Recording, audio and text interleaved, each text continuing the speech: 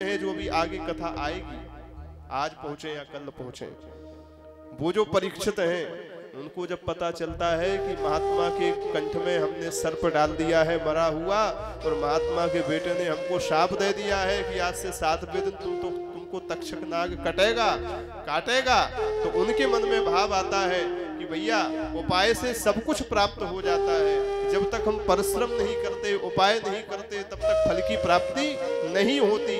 7वें दिन मरने का तो शाप लगा है, पर हम कुछ उपाय तो करें बचने का, इसलिए वो बचने का उपाय करते हैं। मंत्रियों को बुला करके, बड़े बड़े कारीगरों को बुला करके कांच का एक शीश महल बनवाते हैं, और शीश महल में ऐसी कारीगरी रखते हैं कि उसमें बाहर की हवा भी ना आवे, बाहर की हवा भी ना आवे। इतनी सुरक्षा, इतनी सिक्योरिटी में महाराज रहते हैं भीतर 7 दिन तक, फिर भी तक्षक घुस करके काट लेता है। ये देवी भागवत के परीक्षित जी हैं, उनका चरित्र ऐसा है। अब आप कहोगे कि महाराज भागवत में ऐसा लिखा, देवी भागवत में ऐसा लिखा, तो कौन सी बात माने हम? ये तो ब्रह्म वाली बात होगी।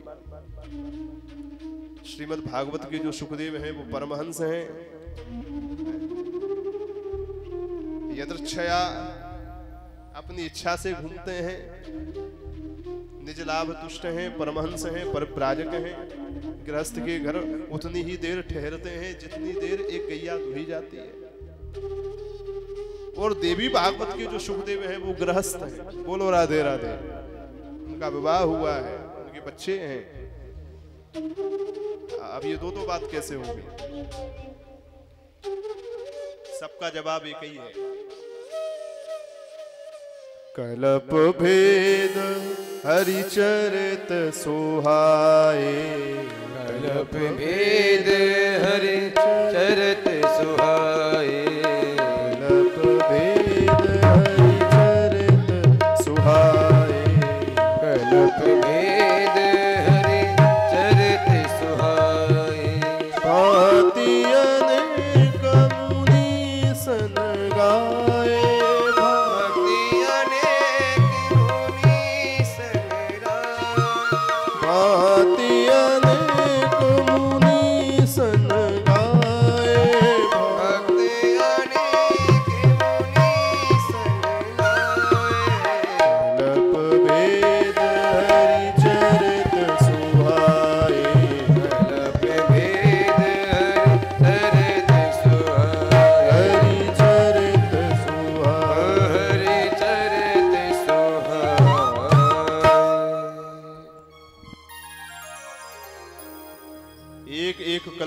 कल्प में न जाने कितने प्रकार से भगवान के, भगवती के, भगवान के भक्तों के, महापुरुषों के अवतार होते हैं। अब कल्प का मतलब जानते हो? जो कपड़ा में कल्प लगावे वह कल्प की बात नहीं कर रहे, बोलो राधे राधे, वो कल्प अलग हो गए। कल्प भेद हरिचरित सुहाए, हमने कल मनवंतरों के बारे में बताया था। 4,32,000 साल को कलयुग है, 8,64,000 को द्वापर है, 12,36,000 को त्रेता है, और 17,28,000 वर्ष को सतयुग है, और 43,20,000 साल जब बीतते हैं तब चारों युगों का एक चक्कर लगे, उसको एक चतुर्युगी कहते हैं। बताया कल हमने। 72 मनवंतर जब बीतते हैं, 72 चतुर्युगी जब बीतती हैं, तब एक मनवंतर होता है। ये भी अब इतना समझो, कल्प किसको कहते हैं? 1000 चतुर्युगी जब बीतती हैं, कितनी? 1000। 1000 बार कलयुग, 1000 बार द्वापर युग, 1000 बार त्रेता, 1000 बार सतयुग बीतती हैं, तब ब्रह्मा जी का एक दिन होता है। बोलो राधे राधे। तब ब्रह्मा जी का एक दिन होता है, और ब्रह्मा जी के एक दिन को ही एक कल्प कहते हैं। ब्रह्मा जी के एक दिन को क्या कहते हैं? एक कल्प। माने ब्रह्मा जी के एक दिन में 1000 चतुर्युगी बीत जाती है, 1000 बार चार युगों के चक्कर लग जाते हैं, और उस हिसाब से ब्रह्मा जी की 100 साल की आयु है, हमारी भी 100 साल की आयु है, ब्रह्मा जी की भी 100 साल की आयु है, पर ब्रह्मा जी के 100 साल में और हमारे 100 साल में अंतर है। हमारे 100 साल, ये 24 घंटे इतनी जल्दी पूरे हो रहे हैं। ब्रह्मा जी के 100 साल इतने बड़े हैं। 1000 चतुर्युगी जब बीते तब उनको एक दिन हो गए हिसाब के। भाई सबके, प्रत्येक प्राणी के जीवन के जो काल का मापदंड है वो अलग है। आपके 1 घंटे में चींटी को ऐसा लगता है कि उसने पूरा जीवन जी लिया। एक चींटी को 1 घंटे में ऐसा लगता है उसने पूरा जीवन जी लिया, क्योंकि उसके 1 घंटे हमारे 20-25 साल के बराबर होंगे। प्रत्येक प्राणी के काल का मापदंड अलग है महाराज। तो एक कल्प में 1000 चतुर्युगी बीते, और हमने कहा प्रत्येक त्रेता में राम जी आते हैं, प्रत्येक द्वापर में कन्हैया आते हैं। तो हर युग के अंदर भगवान के अवतार होवे, महापुरुषों के अवतार होवे, तो उसमें किसी अवतार में किसी प्रकार से प्रकट होकर के लीला हुई, किसी अवतार में किसी प्रकार से प्रकट होकर के लीला हुई। तो ये पुराणों में जो लीलाओं में अंतर दिखता है कि एक ही महापुरुष के बारे में यहाँ इस प्रकार से लिखा है, यहाँ इस प्रकार से लिखा है, उसका सीधा सा मतलब ये है कि वो कथा एक अलग कल्प की है, वो ये कथा एक अलग कल्प की है। नाना भांति राम अवतारा, नाना प्रकार से राम जी का अवतार हुआ, गोस्वामी जी के मानस में। अब वहां आप संदेह करो, एक बार, अब वहां कितने प्रकार राम जी के अवतारों के कितने हेतु गोस्वामी जी ने बताए। मनु सदरूपा ने तपस्या करी इसलिए राम अवतार लेकर के आए। नारद शाप दी ने गुबारा, नारद जी ने शाप दिया इसलिए राम जी अवतार लेकर के आए। द्वारपाल हरि के प्रिय दो, जय और विजय जान सबको, जय और विजय को सनकादिकों का साप लगा, और इसलिए उनको तारने के लिए राम जी आए, इसलिए भी आए। तो ये सब मतलब क्या है? कल्प भेद हरिचरित सुहाए। किसी कल्प में जय विजय के कारण आए, किसी कल्प में नारद जी के शाप के कारण आए, किसी कल्प में किसी कारण से आए। इसी प्रकार से ये सब महापुरुषों के भी अवतार अलग अलग कल्पों की कथा की। एक कल्प में सुखदेव जी गृहस्थ हैं, एक कल्प में सुखदेव जी परमहंस हैं।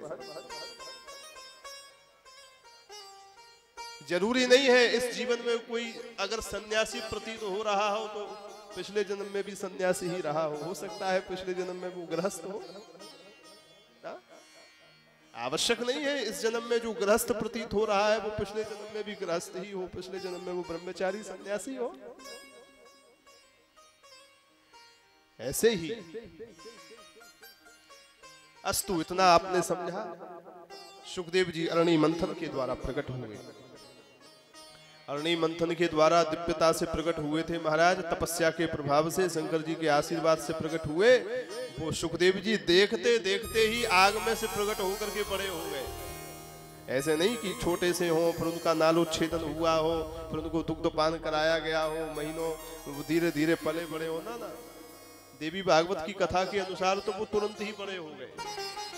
कितने बड़े हो गए बोले, उनके प्रकट होते ही व्यास जी ने उनका उपनयन कर दिया।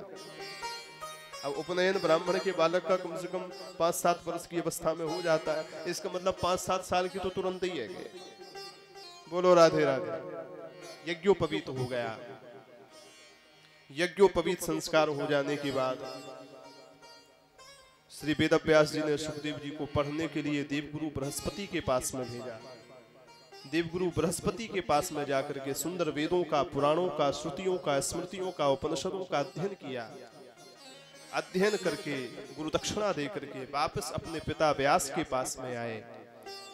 दंडवत किए, प्रणाम किए। व्यास जी ने जैसे ही देखा कि मेरा बालक पढ़ लिख करके आ गया, हृदय से लगा लिया, सिर को सूंघा और कहा, हे पुत्र, अब तो तुम्हारा ब्रह्मचर्य व्रत लगभग पूरा हो गया। बड़ी सुंदर कथा है महाराज। अब तुम्हारा ब्रह्मचर्य व्रत पूरा हो गया है। पिताजी अब क्या करें? सुखदेव जी से भगवान व्यास बोले, हमारी इच्छा है,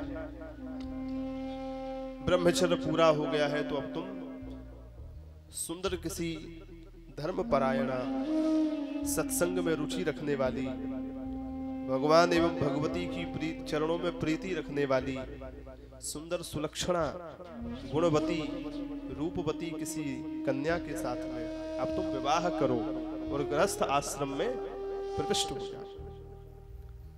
सुखदेव जी पढ़ाई करके आए थे देवगुरु बृहस्पति से, इसलिए पूरा शास्त्रों का ज्ञान उनके ऊपर चढ़ा था महाराज। सो तुरंत अपने पिताजी से बोले, पिताजी काय को हमको फंसा रहे हो? बोले मतलब सीधा सा है कि ग्रस्त होने के बाद तो हम तो नून तेल लकड़ी के चक्कर में फंस जाएंगे।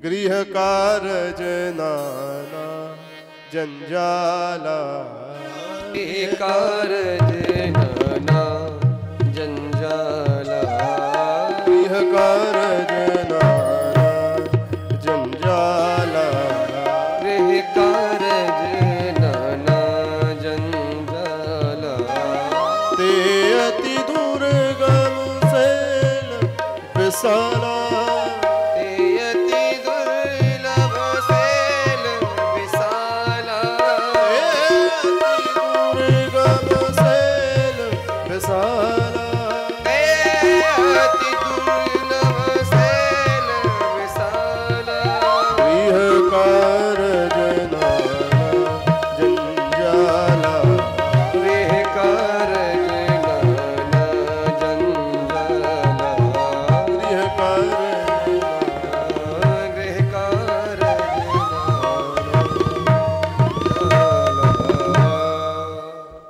अरे ये घर गृहस्थी के काम में जंजाल बहुत होते हैं। एक निपटाओ दूसरा सामने, दूसरा निपटाओ तीसरा सामने।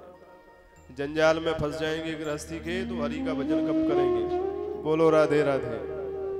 इसलिए हमको मत फंसाइए, हम गृहस्थ नहीं होंगे। आप तो हमको परम तत्व का उपदेश दीजिए, शास्त्रों के दिव्य सार का उपदेश दीजिए, सुंदर तत्व ज्ञान दीजिए, जिससे मैं आत्म कल्याण करूं, मोक्ष के मार्ग को पा जाऊं। यही मेरी इच्छा है। व्यास जी ने कहा, बेटा बात तो तुम्हारी ठीक है, लेकिन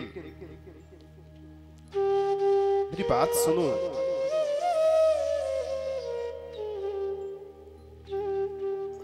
तुमको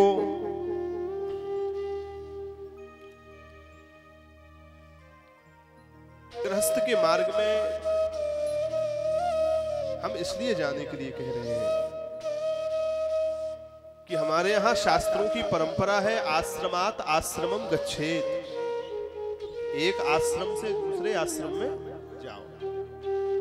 और एक आश्रम से दूसरे आश्रम में जाओ का मतलब क्या है? इसका मतलब ये नहीं है कि दो आश्रम बने हैं तो ये आश्रम से निकल के यहाँ में घुस जाओ। बोलो राधे राधे। यहाँ आश्रम का भाव है वर्णाश्रम। हमारे यहाँ 4 वर्ण हैं, ब्राह्मण क्षत्रिय वैश्य और शूद्र। वो 4 आश्रम हैं, ब्रह्मचर्य गृहस्थ वानप्रस्थ और संन्यास। गीता में गोविंद ने कहा है ये वर्णाश्रम की व्यवस्था मेरे द्वारा बनाई हुई है। तो ये परंपरा है कि एक आश्रम से दूसरे आश्रम में जाओ, क्रम से। माने पहले ब्रह्मचर्य आश्रम में रहो 25 वर्ष, ब्रह्मचारी बनने के बाद फिर गृहस्थ हो जाओ गुरु से आज्ञा लेकर के। 25 वर्ष गृहस्थ रहो, 26 से 50 तक। फिर जब 50 वर्ष के हो जाओ तो गृहस्थ को भी छोड़ करके वानप्रस्थी हो जाओ।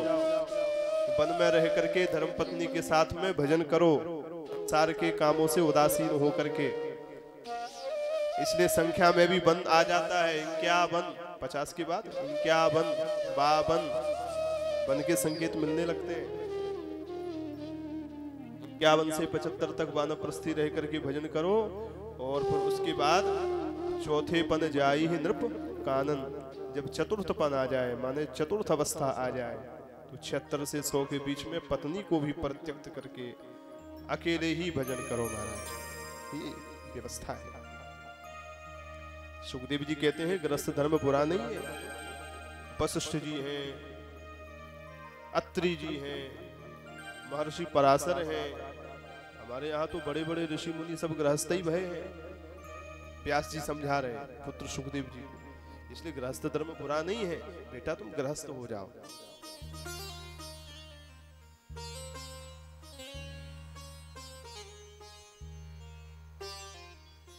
व्यास जी कह रहे हैं कि कोई ब्रह्मचारी हो, कोई सन्यासी हो और कोई वानप्रस्थी हो, ये तीनों आश्रमों के लोगों को गृहस्थ के दरवाजे पे आना पड़ता है। बोलो राधे राधे। तीनों का पालन करने वाला गृहस्थ है। ब्रह्मचारी के पास में अपना क्या है, घर परिवार छोड़ दिया। वानप्रस्थी भी घर परिवार दुकानदारी सब छोड़ के ही बैठा है। सन्यासी तो सब कुछ छोड़ ही चुका है, तो उनके भोजन पानी की व्यवस्था, रहने की व्यवस्था, भजन की व्यवस्था कौन करता है? गृहस्थ करता है। गृहस्थ आश्रम से ही तीनों आश्रम पालित हो रहे हैं, पोषित हो रहे हैं।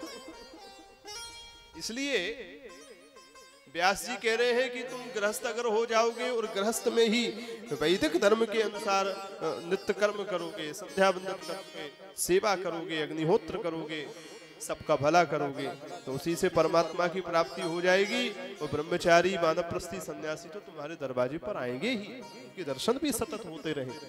इसलिए गृहस्थ आश्रम बुरा नहीं है, समझा। पर सुखदेव जी तो अड़ गए, नहीं हम तो विरक्त ही होंगे। व्यास जी ने कहा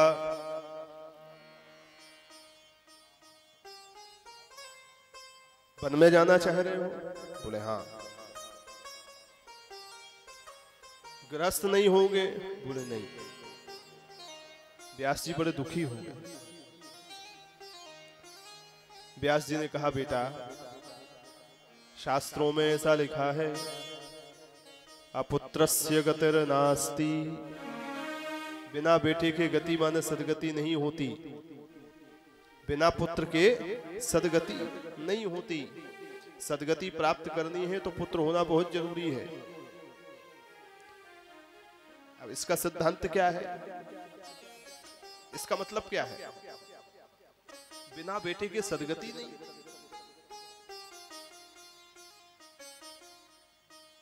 इसका मतलब यह है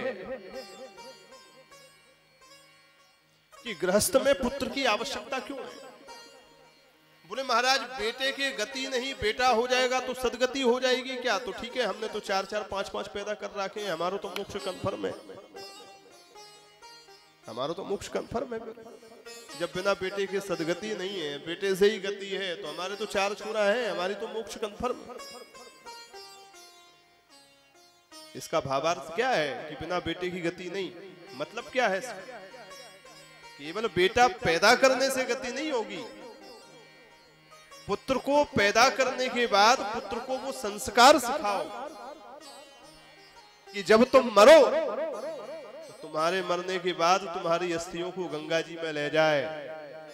तुम्हारे मरने के बाद किसी वेदज्ञ पढ़े लिखे ब्राह्मण को बैठा करके तुम्हारे नाम और गोत्र को लेकर के सविधि शास्त्र विधि से यथोचित विधिवत तुम्हारे नाम का श्राद्ध तर्पण और पिंडदान करे। तुम्हारे नाम के लिए, तुम्हारे कल्याण के लिए भागवत आदि ग्रंथों का पाठ और कथा करवावे। इस प्रकार का संस्कार जब पुत्र को दे करके जाओगे तब गति होगी। खाली बेटे को पैदा करने से गति नहीं होगी। अपुत्रस्य गतिर्नास्ति, बिना बेटे के सदगति नहीं। इसका मतलब क्या है? इसका मतलब सीधा यह है कि जब तुम्हारे बेटा होगा तो तुम्हारे मरने के बाद वो तुम्हारा बेटा ही तुम्हारे लिए श्राद्ध तर्पण पिंडदान सब करेगा। तुम्हारे नाम गोत्र को लेकर के तुम्हारे लिए कल्याण के सारे कृत्य करेगा, ब्राह्मणों को बुला करके। तब तुम कहीं भी होगे तुम्हारी सदगति हो जाएगी। बेटा ही नहीं होगा तो तुम्हारा ध्यान कौन रखेगा मरने के बाद? कौन तुमको खिलाएगा पिलाएगा तर्पण पिंडदान करके? इसलिए इतना समझे,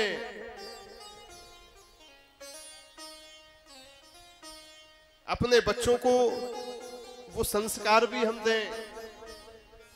खाली बड़े बड़े डिग्री कॉलेजों में भेजने से, बच्चों को लाख लाख 2-2, 4-4 लाख की फीस जमा करने से पढ़ लिख करके आ गए, नौकरी चाकरी लग गई, पैसा कमाने लगे, केवल उतने मात्र से ही आप अपनी जिम्मेदारी से पूरे हो गए, ये भ्रांति है, मूर्खता है।